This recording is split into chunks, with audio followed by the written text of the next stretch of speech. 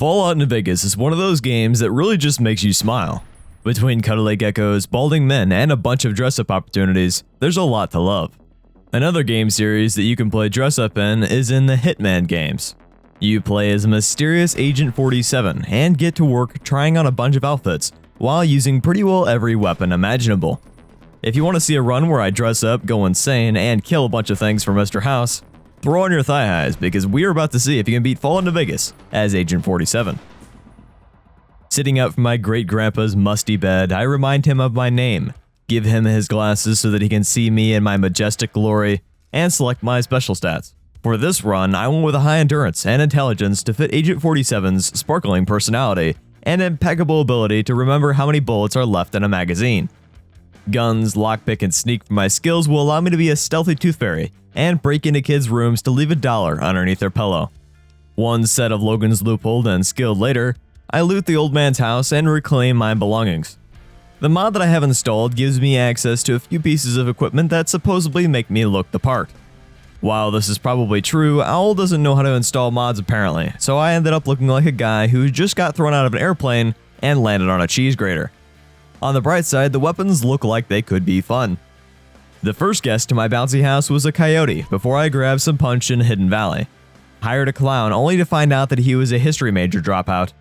Removed some articles of clothing from a guy who was sleeping to ensure that he wouldn't overheat in the harsh Mojave climate. Stopped by Subway to grab a footlong and use a magnifying glass on some ants. When I was younger, I used to put frogs in glass jars and watch day after day as they shriveled up and died from dehydration. At level 2, I grabbed some lockpick and some rapid reload before putting my massage gun to good use on some local kangaroos. They were super relaxed, and I'm glad that I was able to ease their weary muscles from carrying their babies in their pouches. Once at the Land Before Time studio, I picked up an additional suit from the dry cleaners, thanks to another mod. This one looked much better and less like the fitting jacket when you go to rent a suit. Trading some useless starter gear for some caps, I bestow a great deal of kindness and compassion to the arms merchant and Alexander. Perhaps one day he will get a spot up on top of the bridge and remove the branch from his poopy hole, but until then I grab the armor from the wrecked caravan so that I could line my pockets with the caps of the gunrunners. After calling Uber for a ride over to Camp McCarran, I threw on the outfit that I found earlier and said hello to my fellow soldiers. It's nice to feel a strong sense of camaraderie, and the inability to get a good night's sleep without consuming a bottle of Mom's special juice. Taking off my disguise, someone spots me carrying all of my weapons. According to Chapter 14 of How to Throw a Birthday Party for Your Pet Llama, this was in direct violation of everything we as a community of endangered animal owners hold dear. As a result, I made sure that the situation was rectified before going outside for the first time in my entire life. It was interesting touching grass, but I knew I needed to go to the job interview on time. Rushing up the stairs that seemed to climb themselves, I was able to get past the man who would provide a home for me and the people who live in my brain. Talking with a ginger for the first time in 12.5 years, I actually purchased a piece of equipment that could potentially result in a paper cut if used inappropriately: a stapler.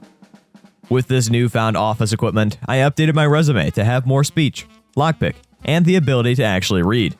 Popping some big boy vitamins and flinging some toothpicks at the bullies who tried to play a prank on me, I blast my Walkman and get to work molding them like Play-Doh. At first, I had approached rather jokingly, but as I started to run out of toothpicks, my muscles tensed with fear, anticipation, and excitement. I was finding myself thrilled to be doing something so stupid yet so vital for my ever-evolving perception of my own self. It was a remarkable journey, picking up whatever sculpting device that I could get my hands on, but eventually with the power of video editing, I was able to knock out Benny and rush upstairs to recover from that vicious pillow fight. There, my father figure provided me with warm cookies, milk, and a film rated E for everyone. I was slightly disappointed at the lack of southern extremities, but unfortunately it turns out that the store that he rented from doesn't have access to those sort of films. Oh well, I guess I won't be able to convince all the people at the slumber party that I have a cool dad. The next morning, I set off on a brave adventure with the paintball gun that came with this mod. It's amazing, but unfortunately I don't have very many rounds for it, and I have to conserve as much paint as I can. Passing a difficult puzzle that consisted of pressing a single button, I refueled up on oil before smuggling an entire box of pizza into the tennis match. A middle-aged man saw me sneak in and wanted half of it, but I told him that I would go and get him one instead. He agreed, so I went behind the bleachers to convince my dad to go get another pizza. This is where things get really interesting. My dad said that the pizza place had ran out of power and I needed to restore it. Me being the determined young man that I am, I grabbed the 750-foot extension cable and got to work laying it down. My cable management here was rather impeccable if I do say so myself. I used some Velcro straps as well as some cable ties to neatly blend the existing wires together. In the back of my mind, I really wanted to grow up to be an electrician, so I thought that adding this to my resume at such an early age would prove essential to getting my foot in the door later on. Powering the place up and immediately smelling the ovens kick into gear, I returned to my dad, who congratulated me and gave me some more pizza for the old guy. The balding guy was grateful, but then he told me to kill my dad, and I wasn't happy about that, so I pulled out the card that I was a Discord server owner, and he called off the hit. I guess you could call me the Hitman. This cute girl who was totally my age and didn't try to groom me handed me a magazine and some metal thingies so that I could break into a case. I somehow opened it up on the first try without any issues and grabbed the lollipop inside. A lot of people love the taste of this thing, but I really haven't eaten too many of them if I'm being honest with you. It's very hard to get early on, but also very tasty. So much fun in fact that I decided to help out my friends by killing some ants in their basement. Ants are always a great source of experience, and I love the little sounds that they make when they go to sleep and never wake up again. That said, I strongly dislike their spawning locations in this area and how it always makes you feel like you're in a terrible episode of Scooby-Doo. Wanting to know if the boomers like Velma or Daphne more, I return to Raquel to learn more. She tells me that I shouldn't consume any more Psycho if I can help it. I agree that I'll try to reduce my dose before grabbing some medics and a magazine. Like any good addict, I'm always on the lookout for a good dealer, so when Jessup and his gang are trapped at Boulder City, I drop everything to come to his aid and make sure that the cute green guys can be friends again. With enough chems and repair to fix an entire solar array, I run away into my own mind and lose myself in the land of Zion. I immediately start tripping, with an NCR ranger showing up to see me off and offer one last time to pay for my recovery. I refuse. White Legs stand at the entrance in ambush, and I calmly dispatch them before hitting up Follow Stock and talking with a scary guy dressed in toilet paper. He's not all bad because he does have some goodies available and sends me on a quest to grab some things from the grocery store. In the fishing aisle, I find a compass and some walkie-talkies that are only slightly better than solo cups because their batteries are completely corroded. Feeling pretty disappointed in myself, I head over to the candy section to eat away all of my worries and sadness. Fortunately, I found some useful looking lunchboxes. That way when people run away, they have a safe spot for their pet rocks. With my newfound spirit and desire to see things through, I spill some alcohol on some medical supplies, kill Godzilla, and learn that Daniel is about as soft as a melted popsicle. The toilet paper man is clearly the stronger of the two, so I purchased more gear from him before destroying the environment by blindly shooting at it with the experience of a super soldier, designed to exterminate pool algae. Grabbing a map of the store for the upcoming Black Friday sale in a few months, I killed 2 members of the Big Scary Furry Things committee. This vital point in my life made me realize that I just want to dress up like a pretty girl and shoot things with a paintball gun. While I can't do that former action because I will undoubtedly be knocked out by a giant bumblebee, I can make sure that the White Legs will be legally required to rename their tribe to be Red Faces to accurately depict the nature of their organization. After all, when you leave all these violent tools of destruction around for just anyone to step on, it's quite possible that your children will grow up without legs. This will force them to roll around like red Oompa Loompas. Sneaking into the back door of a cave, I plant some explosives and watch as diarrhea flows out like my chocolate milk and Cheerios. Daniel only seems slightly more disturbed than you are right now, but that's okay because it's the TP man who will bring us justice and allow me to keep all the lunchboxes to myself.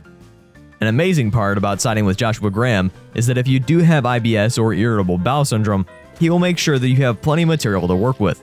Not to mention the whole river that can easily act as a portable bidet when combined with your Vault 13 canteen. Blasting my way through that combat slog, I grab a light and shining darkness before playing a few quick games of Peek-a-Boo-Boo. You see, this complicated game involves the target peeking out before receiving a boo-boo. It's rather enjoyable, and if you haven't tried it yet, there's a link in the description that you can pick up a copy of the game for a 15% discount from our family-friendly non-existent sponsor. Utilizing our support with the cons, I purchase more balls and upgrade them at the nearby paintball station. It's really convenient that such accommodations are made, and I believe that all bathrooms should be equipped with one. Argyle, a certified medical professional and the individual who cured my foot fungus back in 2008, agrees with that statement and suggests that it would be unhygienic otherwise. As a result of him backing me, I heal all the patients with the power of my balls before gaining enough support from the boomers to attach 2 ballasts and raise the bomber from the bottom of the lake. Cooling off over at Vendertron, I inform my dad that he needs to trim his nose hairs. Me being the good son that I am, I start looking for a trimmer at Gamora. Kachino has one, but in order for me to get it, I need to help him and his brothers out. Landon wished for death by Snoo Snoo, so I gave it to him before talking with Big Sal and buying Trick's contract so that I could get some shiny stuff for my more secret endeavors. This largest one being my ever-growing chem addiction that I have failed to fix. Nero and Big Sal threatened to cut me off like the good friends that they are, so I put them to sleep before returning to my father. While he was proud of me, I could tell that he wished I would have grown up to be a big, strong man with beautiful hair instead of a lanky, bald guy. While I couldn't change my baldness, I could become beefy. On the journey for steroids, I broke into the Brotherhood's bunker and began my assault. While I was capable of shooting my paintballs very quickly, I decided to put on my enemy's armor to blend in and sneak past everyone inside. This worked 100% of 83% of the time, so I felt like it was definitely worth the online class that I took during Super Soldier School. I said hello to a bunch of old friends before running into the sunset with very little resistance. If you could complete that one gay guy's questline to get power armor training ahead of time, this would be a very interesting, albeit useless strategy. Daddy is proud of me for my accomplishments, so I scope out the president and ensure his survival. The NCR loves me as a result, and lets me borrow some of their PPE, that way I could walk inside the power station and calmly flip a button like the repairman that I was. Stocking up at the cute robot, I pushed my way onwards towards the birthday party that I had planned for my dad. He turned 262 today, so I decided to throw him a fun party with all of his friends and a bunch of games like lawn darts and horseshoes. To prepare, I had helped clear out any cobwebs that were still inside the hotel that I had rented out with all the money that he had given me since last week when he adopted me. Inside was a really cool office, but it wasn't complete until I turned on the disco ball, told the children to avoid ruining his special day by duct taping their mouths shut, and prepared the main meal with the help of a special guest. After finally setting up everything, I talked with the guy about how cool my dad was before knocking him out and proving that yes, I can in fact throw a good birthday party together for my wonderful dad. Happy late Father's Day to all of you who have adopted children who just needed a gentle push in the right direction. If you like this video and want to see more, let me know down in the comments below. Consider checking out my Patreon using the link on screen if you want to support me in my rather strange hobby. With all that being said, I've been Owl, but do me a favor, will ya? Have a good one.